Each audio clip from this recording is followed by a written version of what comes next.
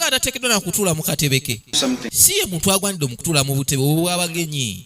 Yalina kutulawo wansi mu busubi, ku ttaka awo. Yasalawo n'akakka namunaye omugagga tebamunyooma.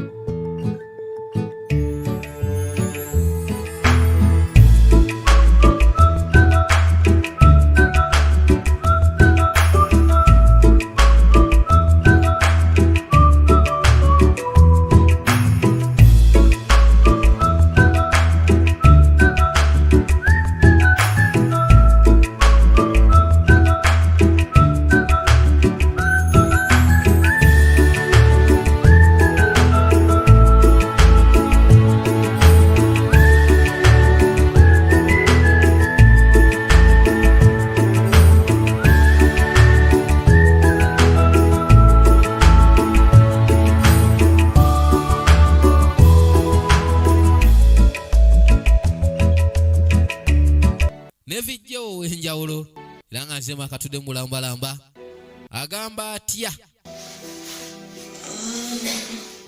Sauda ali Oman, Juliet nga wayisa akaseera waliwo yakwate kubo kujja nga asembera era yatuukira bali ku gate n'asooka akonkona.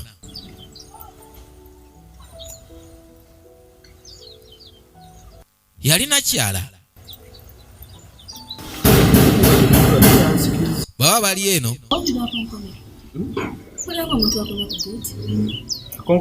baawulira nakyala n'addamu n'akonkona. Kevin yagamba ani oyo banaalukonkona nga eyanguza ekifo. Baba tagambye omugabo siriyo.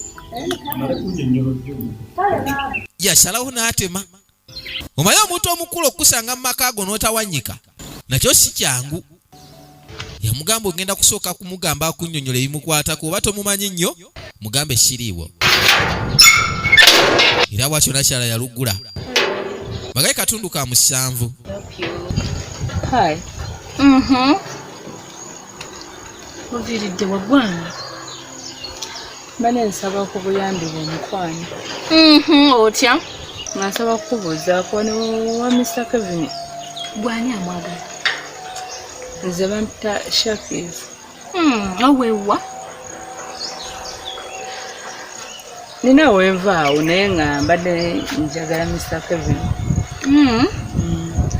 Waba tewali linnya? Seguko. Olina endagamuntu? Sijina naye bwe mba mulabye nsobola okwogera naye. Wetunuulire. Gwe wenna omuntu omukulu kyatambula nga tolina ndagamuntu. Nsonyiwa nnyabo naye leero mbadde siise naye. Pozi gwani? Shakiz. Kale nno weyongere wali. Kankomewo. Ono nakyala Juliet nanana Quintabi si mwangu ng'erinnya lye. Yakwate kuwesewo n'amubuuza amannya ge n'amugamba mpitibwa Shakiz era nga yali azze anoonya Mr. Kevin. Naye kyasoose okumubuuza endagamuntu. Omuntu wojjire ewantu wakubuuza ndagamuntu yasalawo agenda ayite Bulaza era ziba teziri busa bakwate kubo ne bakomawo. Bebeerera wano bombiriri babadde babeeranga wakaseera konna. Yamujja mukyala amuyambeko wansonga yali awuubaalira mu kifo kino. N'agambye yakayise KABAALU the silent evil ne video wenjawulo. Tamuzi Media Uganda ne Empire Movies Production baba gamba nti babaleetera ate ebyakabi ebirala eby'omulembe. Gwe beerangwa okugulira naye tulina amateeka agafuga munda muno.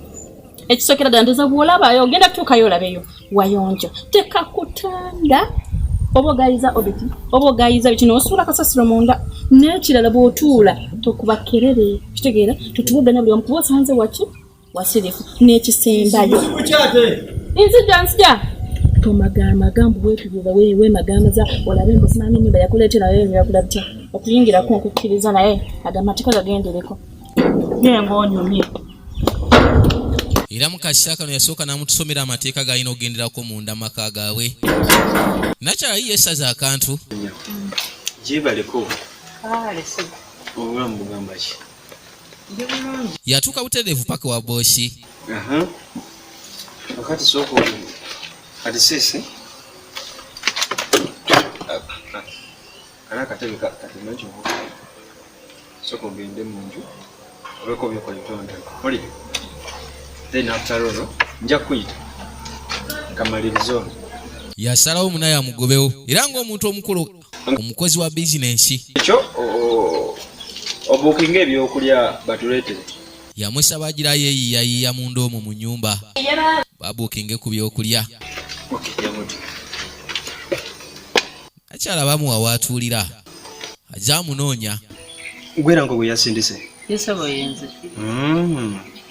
Kakati katusoko mbuulire ng'amukuba amanya go sigamanyize jasi yange bugambi agenda kusindika omuntu gwe sinategeera gwani muvaawa mbuulira kikyogera. Amanya gange sabo nze Shakis. Nga mbeera Seguko Sebo. Seguko eno side zene katale. Eyo. Alina mukwano gwayitibwa Rango. Yada nnyonyo nti yagala mulimu so kiri. Yasindise nakyalo ono. Omulimu ogwange nze nga property master. Nga omanya ebintu by'emirimu kuba kugezaako. Kakati naggaga property master. Njagala nnyo omuntu awayo obudde bwe naddala eri omulimu gwange. Era bw'atyo yatandika okumunyonnyola ebyetaago na biki bye yeetaaga naddala omuntu gw'asobola okukozesa ku mulimu gwe. Ate nga mumalirivu kitegedde. Era sabo ni malirivu kuba nali nkoleddeko companies. Kozi nze mbumalivu bwange kye kinfudde kyendi wano. So akati mu ngeri emu oba endala olina ebikwogerako. Sabo mbina ebinyogerako. Ogenda kugenda oleta ebikwogerako. Sabo kitegedde. Omubikwogerako njagalamu ndowooza njagalamu endagabo ntuyo. Sabo byonna nja kusobola obbireeta. Nandi kati kyenjagala njagala empapula ze ez'obuyigirize kubanga emirimu gyenkola gyetaagamu obwongo. Kitegedde? Sabo. Kale. Sabo byonna mbitegedde. Naye mbadde nayo ekibuuzo kimu Sabo. Buuza. Mbadde nsaba kumanya ku musaala. Omusaala? Sabo. Otegeera bulungi? Sabo ntegeera. Oyinza otya okubuuza omusaala nga tonnakola? Kale kati soko genda oyite egundi empapula byenkugambe buli kimu ojja kujja ebisingo gya bimanya. Era bw'atyo bijodolo naggaga Kevin. Sebo okola ewuwo olina okubeera n'ebiwandiiko ebyetongodde kulindaga muntu papula ze ez'obuyigirize. Mukazi wattu abadde abuuza omusaala naye kwegamba abagaga tebabaleetako kamiro. Si kibiba. Genda okudda amaaso bw'ati nga kirina engeri gye kitambulamu. Kizibu kiyinzika okuba kibiwanyi kya ntalo. Kale kwegamba ekikukonoddewa. Ffenna abasajja tubeera n'ebirowoozo ebyenjawulo. Kinaaba kivumu kijja kukola sikiinaako. Olaba omuntu n'okuba akafaananyi n'okwolezaawo. Kisobola n'okutandika okuba nga kisulawo. Naakwatagana ne Julie bajja kukwatagana. Why? Julie! Kevin yalabira ddala nti wano butuufu ayinza okubaawo advantage. N'okusula wano nakyala asobola okusula wano. Ekyajjuli naye be banaamanya. Enkwatagana weenaabeera. Kubaga amafiga baba bakiyinamu naye. Nga omanya abasajja. Nabage kano katundu ka 7 ne Vj w'enjawulo ISMA K Uganda. Empire Movies Production Kasenge ne Tamuzi Media Uganda. Bakutuusako bakwate kuba ne bakujja ne bakolekeze bali. Munda mu maka g'omugaga Kevin. waliwo yayiwamu ekyokunywa kyo kibaawo ku tayali. Teyali mulala okujjako muwala jjana ku intabi takyayagala kati kumuyita Juli. Gwe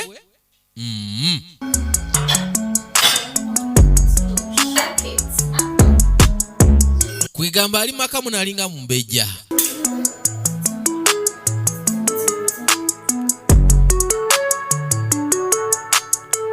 Amaka g'abagaga mubeeramu buli kika kya kintu kyo baweetaaze. Screen gagadde yalagirwa.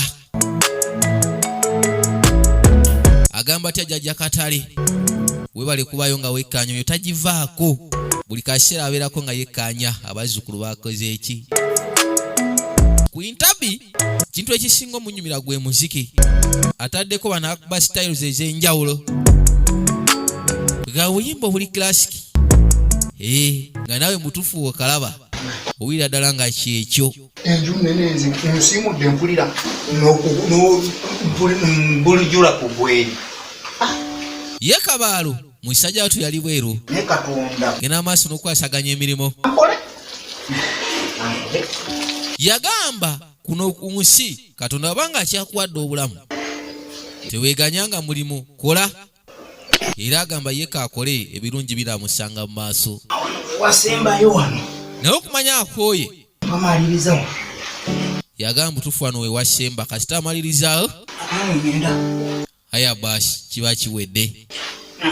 Tubaagala nnyo buli muntu yenna w'osinzira okulaba ka sinema butufu okola ky'amaanyi. Ng'amaliriza ajja misinde. Era mukasya kano yatuukira bali ku limoti. Aya basi najja anyige. Genda okunyiga ati. Yiyi! Nakyala alaba. Sokoleke.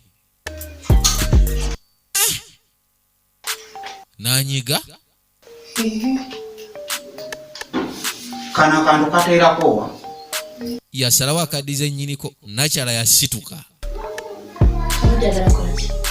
Obudde nandi kati olaba nnyimba naye obudde bwa kikomando kyatandise dda. Buno obudde kyatandise dda. Kateerako. Lodi ayagala kulaba kikomando wabula kaganya okukyusa bamwoki oluyi. Watandika ddi okunkuba kati mazima kati kiki ekyenkubye? Manyira nnyini. Gwegenza okulaba nga nze tombaze magezo sanze sina byendaga. Buzibu n'obuguse maka ga Kevin. Kati sokolinde. Kakali ne TV erimu ate batandika ogirwanira. Okola ki? Juli ebintu ebyo. Onneewulire. Kuba.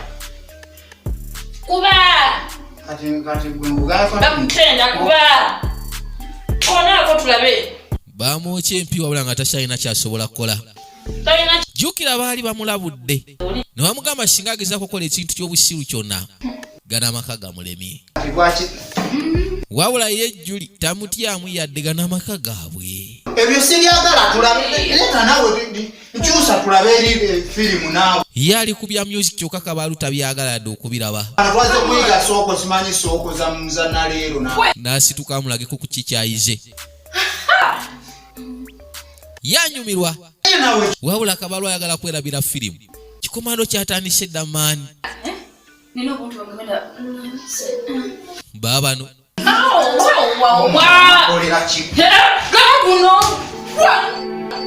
Era bw'atyo yeekyawa n'asalawo akwatewo ekitumbu atawanyike.